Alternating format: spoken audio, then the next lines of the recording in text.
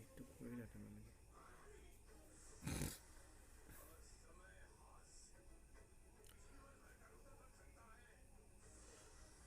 নমস্কাৰ তো আজি আমি অনুশীলনী 3Bৰ 4 নম্বৰ কুৱেশ্যনটো কৰিম ইয়াৰ আগলৈকে 3টো কৰা হৈছিলে তো আমি 4টো কৰিম তাৰপিছত 5 আৰু 6টো এটা এক্সট্ৰাকে ভিডিঅ' বনাই কৰিম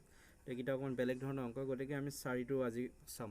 তো 4টোত কৈছে কি চিত্ৰত ABCD এটা ট্ৰেপেজিয়াম দিয়া আছে য'ত AD আৰু BC কি হয় সমান্তৰাল হয় কোণ B দিয়া আছে 120 কোণ D দিয়া আছে 60 ডিগ্ৰী তো A আৰু C ৰ মান উলিয়াব লাগে তো প্ৰথমতে আমি চিত্ৰটো আঁকি লওঁ কি কৈছে প্ৰথম চিত্ৰটো আমি আঁকি লৈছোঁ তো যেটো আমাক দিয়া আছে তো A B C D নামটো দিয়া আছে তো B টো দিয়া আছে 120 D টো দিয়া আছে 60 ডিগ্ৰী তো আমাক AD আৰু BC কি কৈছে সমান্তৰাল বুলি কৈছে এতিয়া আমি এটা কথা জানো যদি হে দুটো সমান্তৰাল ৰেখা এনেকুৱাকে হয় তাক যদি এডাল ছেদকে কাটে তেতিয়ালে কিন্তু অন্তঃকোণকেইটাৰ সমষ্টি সদায় কিমান হয় 180 ডিগ্ৰী হয় যেহেতু আমাক দিয়া আছে AD আৰু BC দুডাল সমান্তৰাল ৰেখা তেন্তে ইয়াত DC ডাল কি হ'ব আমাৰ বাবে এটা ছেদক হ'ব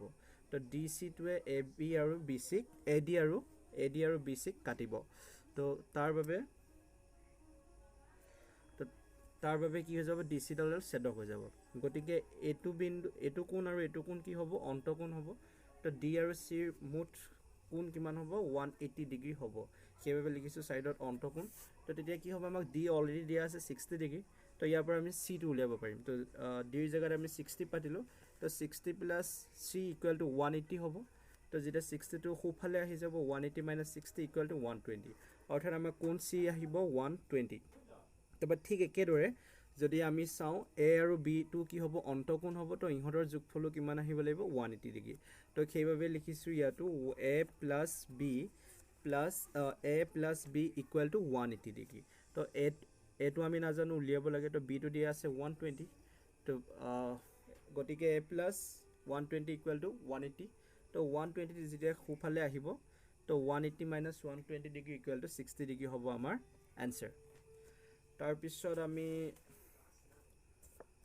5 আৰু 6টো পিছত কৰিম বেলেগ এক্সট্ৰাকে এটা ভিডিঅ' বনাম তাৰ পিছত আহিলে আমাৰ 7 নম্বৰটো তো 7 নম্বৰটো ইজিয়ে হয় আনসাৰ দিয়া আছে তো তাৰ পৰা চাই কৰিবা তো আমি 8 নম্বৰটো চাম একেবাৰে 8 নম্বৰটো কৈছে PQRS এটা সামন্তৰিক যদি কোণ P 70 ডিগ্ৰী হয় তেন্তে QR আৰু S উলিয়াব লাগে তো প্ৰথমে ইয়াৰ বাবে আমি চিত্ৰটো ড্ৰ কৰিলো তো চিত্ৰটোৰ বাবে আমি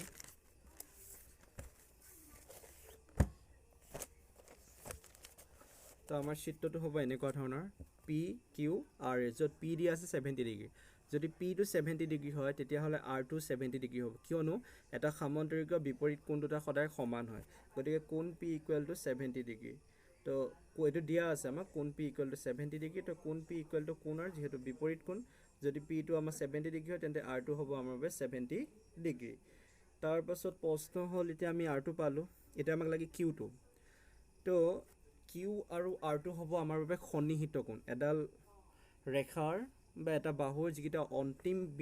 বিন্দু হয় সেইকিটা আমাৰ বাবে সন্নিহিত কোণ হয় তো Q আৰু R ৰ যোগফল কি হবে এটা সামন্তৰিকৰ বাবে 180 ডিগ্ৰী হ'ব কিহৰ কাৰণে ইহঁত দুটা সন্নিহিত কোণ হয় তো এটো হ'ল আমাৰ প্ৰপাৰ্টি হয়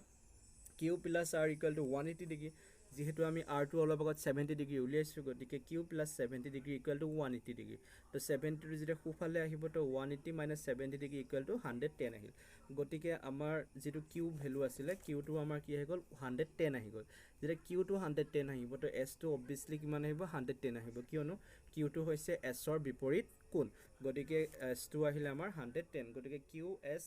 আমাৰ 110 আহিব আৰু R টো আহিব আমাৰ